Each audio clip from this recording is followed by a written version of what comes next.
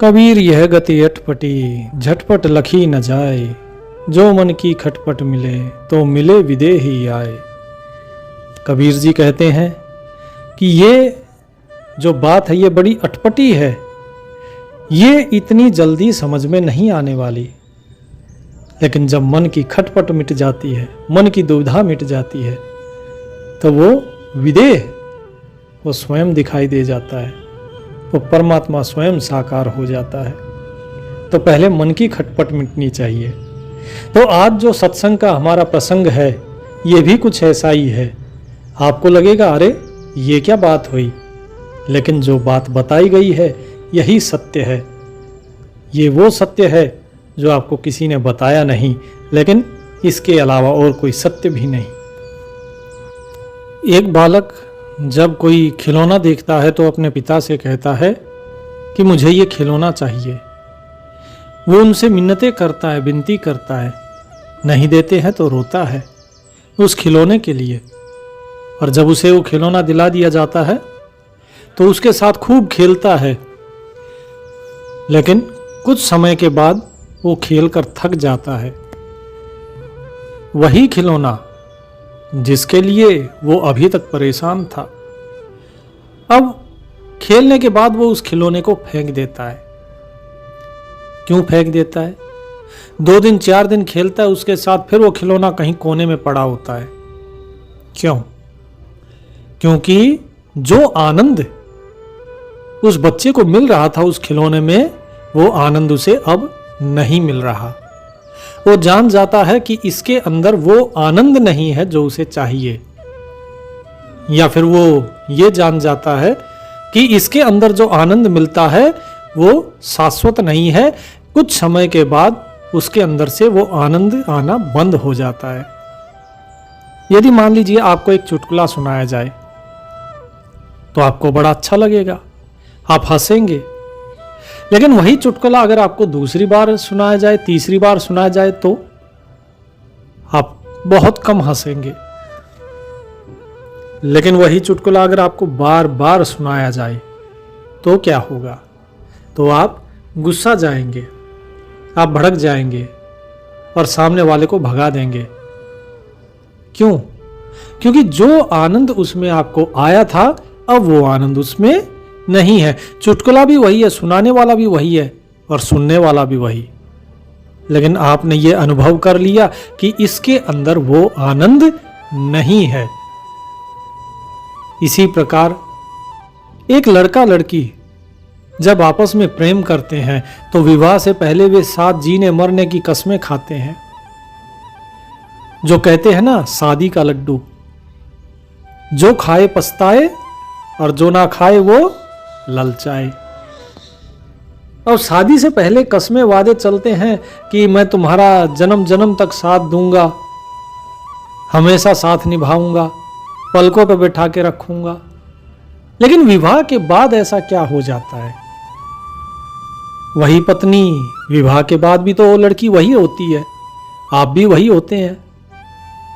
फर्क इतना सा है कि जिस प्रकार बच्चे ने अपने खिलौने को भोग लिया, जितना खेलना था खेल लिया, आपको जो चुटकुला सुनना था आपने सुन लिया, आपने उसका आनंद ले लिया। इसी प्रकार विवाह होने के बाद आपको जो लड़का लड़की एक दूसरे को भोग चुके हैं, अब उनको उसमें वो आनंद नहीं आएगा। उनको ये अनुभव हो गया कि इसके अंदर वो आनंद नहीं है जो असीम है। और हमारी आत्मा का स्वरूप क्या है? सत्य चित्त आनंद स्वरूप। हम आनंद स्वरूप हैं, इसलिए आत्मा को आनंद चाहिए। लेकिन ये आनंद हम बाहर ढूंढते हैं। हमारा स्वरूप ही आनंद स्वरूप है, तो उस आनंद के स्रोत हम स्वयं हैं, लेकिन हम ढूंढते बाहर हैं। इसलिए बाहर हमें कभी भी स्थायी आनंद नहीं मिलता है। लेकिन आप ये देखिए कि जो आनंद के लिए अनुभूति हुई लोगों को, जो लोगों को नश्वरता का एहसास हुआ इस आनंद का, ये कब हुआ? जब उन्होंने उनको भोग लिया। जब बच्चे ने खिलौने के साथ खेल लिया तब उसे यह एहसास हुआ कि यह आनंद स्थायी नहीं है। जब लड़के लड़की ने विवाह कर लिया, एक दूसरे के साथ रह लिए, तब उन्हें यह महसूस हुआ कि यह आनंद स्थायी नहीं है। तो यह अनुभव कब होता है? यह अनुभव होता है जब आप इन भोगों को भोग लेते हैं।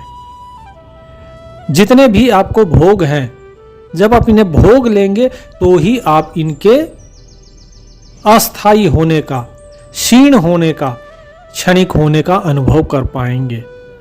जब तक आप इन भोगों से बचते रहेंगे, ये भोग आपको आकर्षित करते रहेंगे, ये आपको कभी मुक्ति की तरफ जाने ही नहीं देंगे। जिस प्रकार बच्चे ने जब तक खिलौने से खेला नहीं, तब तक उसको लगता था इसी के अंदर सुख है, वो उसके प्रति आकर्षित रहा। जब तक विवाह नहीं हुआ, लड़का लड़की एक दूसरे के प्रति आकर्षित रहे। तो इसी प्रकार जब तक आप किसी चीज को पा नहीं लेते, उसे भोग नहीं लेते, तब तक आप उसके प्रति आकर्षित रहते हैं। यही चीज कबीर जी कहते हैं कि भाई किताबों में क्या लिखा है, पोथियों में क्या लिखा है, उनमें यह लिखा है कि इन भोगों से दूर रहो, इन्हें छोड़ दो। लेकिन यह सब कब लिखा गया है? जब लोगों ने अनुभव कर लिया उस चीज को, उसके बाद लिखा गया है। लेकिन आपने अनुभव जब तक नहीं किया है, तब तक आप उन्हें छोड़ ही नहीं सकते। फिर आप बोले जी ये तो बड़ा कठिन है। ये कठिन नहीं है। इसीलिए तो कबीर जी कहते हैं कि पोथी पढ़ पढ़ जग मुआ, पंडित भया न कोय, ढाई आखर प्रेम का पढ़े सो पंडित होए। प्रभु से प्रेम करो, हर जन जन से प्रेम करो, तभी पंडित कहलाओगे। ये पोथी पढ़ने से पंडित नहीं होगे। पंडित कैसे होते हैं? ज्ञान से। और ज्ञान जो आपने पुस्तकों से पढ़ा, जो आपने ग्रंथों से पढ़ा, पुराणों से पढ़ा, वो तो जानकारी है। वो लोगों के अलग अलग अनुभव हैं। सभी का अनुभव अलग होता है। जिस तरह अगर आप देखेंगे, अक्सर आपने जीवन में ये चीज देखी भी होगी कि किसी कुतिया के अगर 2-3 पिल्ले हैं, आप उनके पास जाइए, उसमें से कोई एक होगा जो आपके पास आएगा, लेकिन दूसरा दूर दूर भागेगा। क्यों? क्योंकि दोनों के अनुभव अलग है। हो सकता है किसी ने एक की पिटाई कर दी हो, इसीलिए वो भयभीत हो, और दूसरा जो है उसको किसी ने रोटी का टुकड़ा डाला हो, इसलिए उसके मन में भय ना हो। तो ये सारी चीजें अनुभव के आधार पर होती हैं। तो इसीलिए कबीर जी हमेशा अनुभव ज्ञान को महत्व देते हैं, किताबी ज्ञान को नहीं। उन्होंने क्यों कहा वेद शास्त्र पुराण ये सब मत पढ़ो, ये सब 34 अक्षर 52 अक्षर का जो ज्ञान है, ये सब संसार में फंसाने वाला है। क्यों कबीर जी ने अपनी वाणियां स्वयं नहीं लिखी? क्यों उन्होंने कहा कागज मसी छुओ नहीं, कलम गही नहीं हाथ? लेकिन उन्होंने सारे चारों वेदों की बातें जो हैं उन्होंने अपने मुख से बखान करी, लेकिन लिखी नहीं। क्योंकि लिखे हुए चीज को पढ़ने से आज तक कोई भी मुक्त नहीं हुआ। यह मुक्ति अनुभव से होती है, यह मुक्ति स्वयं के ज्ञान से होती है। किसी भी स्रोत से आपको कोई भी अगर ज्ञान मिलता है तो उसे जानकारी कहते हैं। ज्ञान वो है जो आपने अनुभव किया। कबीर जी क्या कहते हैं? तू कहता कागज की लेखी, मैं कहता आखन की देखी, मैं कहता सुरझावन हारी, तू राख्यो उर्झाई रे, तेरा मेरा मनवा एक कैसे होई रे। कि भाई तुम्हारा और मेरा मन एक जैसा नहीं हो सकता है। क्यों नहीं हो सकता? क्योंकि तुम कागजों में लिखी हुई बता रहे हो, तुम ग्रंथों में पोथियों में लिखी हुई बता रहे हो कि जी गीता में ये लिखा है, कुरान में ऐसे लिखा है, भागवत में ये लिखा है, रामायण में ये लिखा है। क्या उससे किसी की मुक्ति हुई?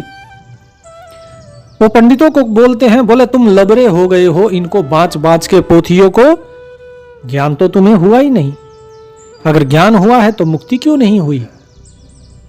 तो ज्ञान वो है जो अनुभव में आए, और जो अनुभव में नहीं उसे सिर्फ जानकारी कहते हैं। किसी से सुन लिया पढ़ लिया उसे सिर्फ जानकारी कहते हैं।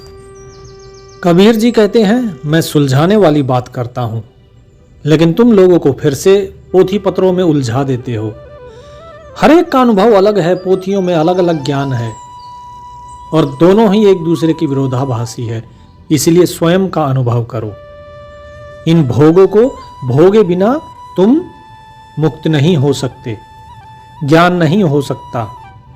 तुम्हें सुंदर स्त्री दिखाई देगी तो तुम उसके पीछे आकर्षित हो जाओगे, तुम्हें धन मिलेगा तो लालच जाग जाएगा। लेकिन क्यों जागता है ये? क्योंकि तुमने कभी भी ना तो स्त्री को पूरी तरीके से भोगा ताकि तुम्हें उसकी नश्वरता का एहसास हो, लेकिन भोग के साथ साथ उसके अंदर अनुभव भी लेना है। ये नहीं कि अंधों की तरह भोग रहे हैं। ना ही तुमने कभी अपने धन को भोगा। तुमने धन का क्या किया? परमात्मा ने तुम्हें धन दिया, फिर तुम्हें और अधिक धन दिया कि लो और अधिक लो, फिर और अधिक लिया कि और अधिक लो और इसे भोगो। लेकिन तुमने क्या किया? तुमने उस धन को भोगने की बजाय उसे तिजोरी में भरना शुरू कर दिया। तुम उसके पहरेदार बन गए कि ये धन मेरे से कोई छीन ना ले, मेरा धन घटे नहीं, मेरा धन और बढ़े। जरा सोचिए, जिस धन को भोगना चाहिए था आप उसके रखवाले बन गए, चौकीदार बन गए, उसके सेवक बन गए। और स्वामी किसको बना दिया? उस धन को। अब आप उस धन के लिए नौकरी करते हैं, पहरेदारी करते हैं। पराधीन सपने हो सुख नाही। जो पराधीन होता है उसे तो सपने में भी सुख नहीं मिलता, और तुमने तो स्वयं ही अपने आप को धन के अधीन कर दिया, तो सुख कैसे मिलेगा? उसे भोगो। जब उसको भोगोगे तभी उससे विरक्ति होगी, तभी पता लगेगा कि धन से जो चीजें प्राप्त होती हैं वे नश्वर हैं, उनका सुख क्षणिक है, शाश्वत नहीं है। इसीलिए लोग जो हैं धन से मुक्त नहीं हो पाते, लोभ से मुक्त नहीं हो पाते। साहिब क्या कहते हैं? ना मंदिर में, ना मस्जिद में, ना काबे कैलाश में, कहते कबीर सुनो भाई साधो, मैं तो हूं विश्वास में।